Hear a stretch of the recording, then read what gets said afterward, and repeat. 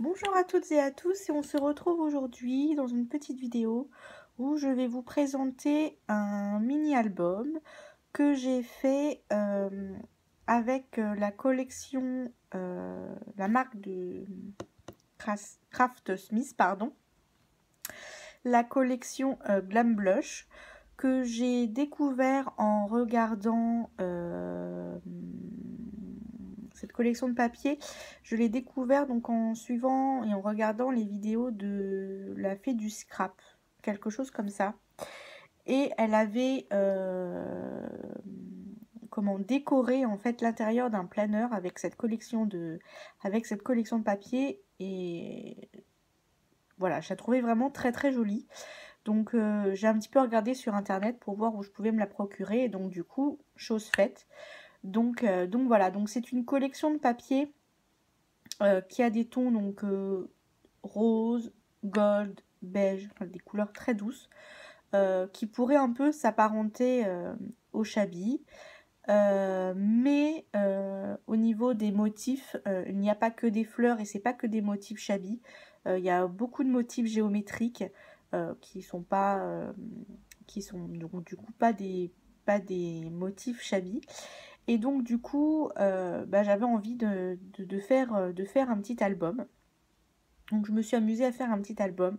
Bon, pour l'instant, je ne sais pas encore quelles photos je mettrai dedans. Donc il y a très peu de décoration dans l'album, puisque je ne veux pas décorer sans avoir, enfin mettre trop de décoration sans avoir les photos. Mais voilà, je me suis beaucoup amusée à faire cet album. Et comme vous allez pouvoir le voir, du coup, c'est au niveau de la décoration et voilà, et de par les couleurs utilisées, pour moi, c'est pas forcément quelque chose de, c'est pas forcément un album shabby, mais c'est pas non plus, enfin, c'est entre ce que je fais en ce moment et le shabby, voilà, de par les couleurs, etc. utilisées.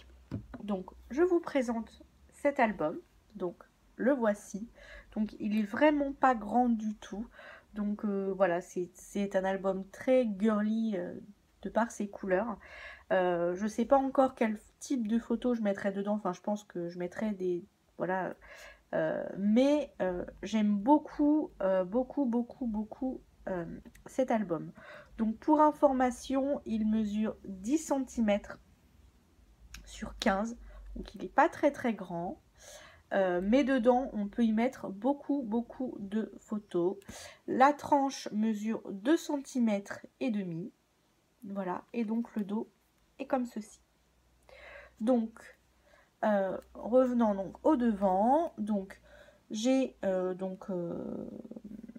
au niveau de la décoration, donc j'ai utilisé donc une carte Project Life de la collection, sur laquelle il y a marqué I love life. On voit plus très bien avec la fleur. J'ai usé les bords donc avec mon outil de chez Prima, et je suis venue légèrement ancrer les bords, mais j'ai pas trop voulu ancrer les bords parce que ce papier a la particularité d'avoir les tranches gold. Je vais vous montrer le bloc. Comme vous pouvez voir, donc les tranches en fait de cet album sont gold au niveau des papiers. Donc du coup, j'avais pas trop envie d'enlever et de cacher ce gold en utilisant en fait tout simplement en rajoutant donc de l'encre autour. Donc du coup, il y a juste pour ici où je l'ai fait, mais sinon le reste, je n'ai pas du tout utilisé d'encre. Donc pour information, l'encre qui est autour mais qu'on voit très légèrement, c'est la Walnut Stain de chez Distress. Voilà. Ensuite, j'ai utilisé donc 2 morceaux de paille que je suis venue mettre en quinconce, sur lequel je suis venue coller en fait 2 plumes die cut de chez Toga, un peu dans les mêmes tons. Et je suis venue découper des fleurs en fait il y a un papier où il y a au niveau des motifs où c'est plein de fleurs. Et donc je suis venue tout simplement découper des fleurs que je suis venue coller donc par-dessus les pailles et au-dessus des plumes. Et ensuite, avec une perforatrice papillon, donc celle-ci de chez Martha Stewart, je suis venue tout simplement y faire 2 petits papillons. Et pour faire mon centre de fleurs, j'ai utilisé donc les... Mince, comment ça s'appelle? Les Crystal Drops, donc de chez Nouveau. Donc j'ai utilisé donc cette couleur là pour faire donc le centre. Donc la couleur c'est c'est Buttermilk. Et ensuite, donc, pardon, c'est de ce côté-là. Je suis venue également en faire donc avec celui-ci, hop, en bas. Donc celui-ci, c'est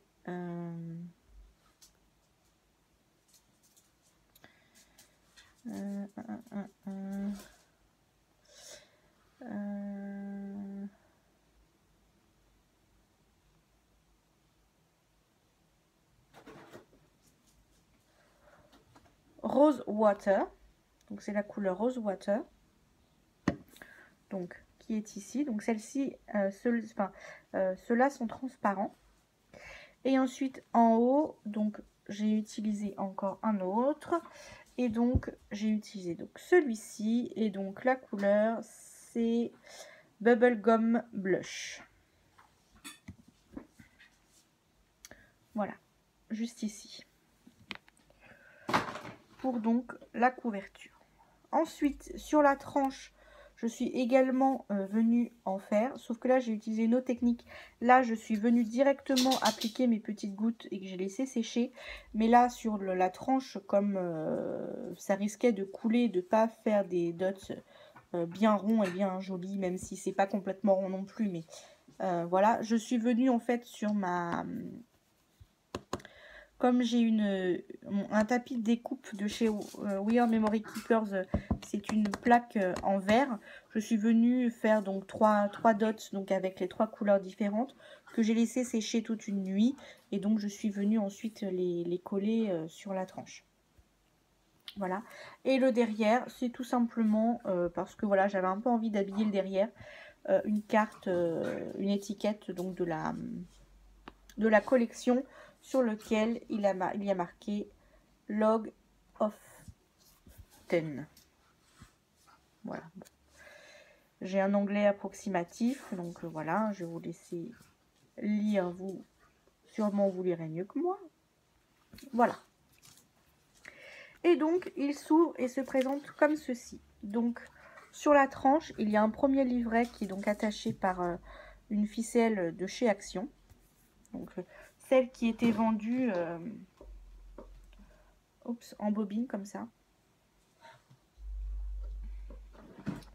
Que je cache vite parce que mon chat l'a repéré et aime beaucoup jouer avec ces petites ficelles. Hop. Donc ça s'ouvre comme ceci et donc ça fait donc un petit volet comme ça. Hop. Mince, je vous montre, je vais ouvrir et je vous montrerai après. Voilà, donc ça fait donc un petit volet comme ceci. Donc dans cet album, il est petit, mais on peut quand même y mettre une vingtaine de photos. Et encore, on pourrait en mettre plus, mais j'ai condamné entre guillemets des pages pour venir les décorer, mais on aurait pu mettre plus d'une vingtaine de photos. Donc mine de rien, il est petit, mais on peut quand même en caser pas mal. Ensuite, donc une première page donc de fixer sur la tranche. Donc c'est une enveloppe donc dans laquelle je suis venue y glisser un petit tag. Je suis venue arrondir les bords et avec un petit morceau de papier et en arrondissant de bord pour créer tout simplement un onglet. Donc derrière c'est simplement c'est comme ça, hein, j'ai pas remis de papier. Hop. Une petite étiquette de la collection. Donc là c'est Your Darling avec des petites plumes.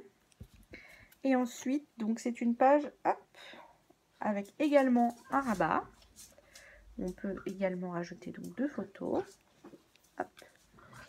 On tourne. Donc ici, donc une petite page avec une petite carte Project Life de la collection avec un stop. Donc pareil, le stop c'est une fleur que j'ai découpée dans du papier Et puis là, une chute de papier que j'ai récupérée pour faire le petit bandeau. Mince. Ensuite, ici, donc une page donc toute simple, sur lequel je suis venue découper un die cut, donc d'un embellissement que j'ai acheté il n'y a pas très longtemps. Je vais peut-être pouvoir vous dire ce que c'est, puisque je les ai sous la main. Donc, hop.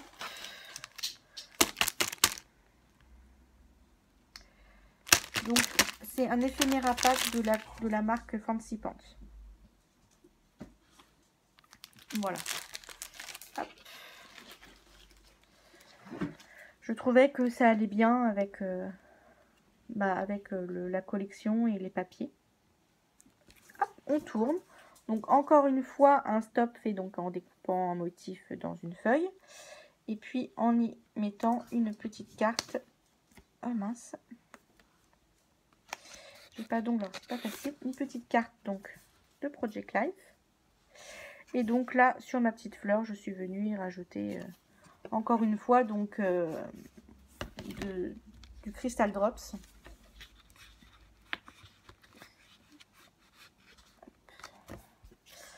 De ce côté-là, donc une page donc avec pareil, avec de la qui se ferme avec de la ficelle. Donc un petit volet et un autre petit volet, hop, qui cache donc une photo. Et ensuite, on a encore un autre rabat, hop, pour y mettre encore 2 autres photos. Voilà. Donc comme je vous dis, du coup, il y a pas mal de place pour mettre des photos. Après, sur les rabats, j'ai pas compté comme étant un endroit pour y mettre une photo. Mais après, on peut également mettre des photos sur le rabat. Hop. On tourne. Donc là, une page toute simple. Ici, une enveloppe dans lequel donc il y a un petit tag donc que j'ai fait sous le même principe que tout à l'heure. Enfin, que le précédent tag que je vous ai présenté. Donc encore là, on peut venir y mettre des photos.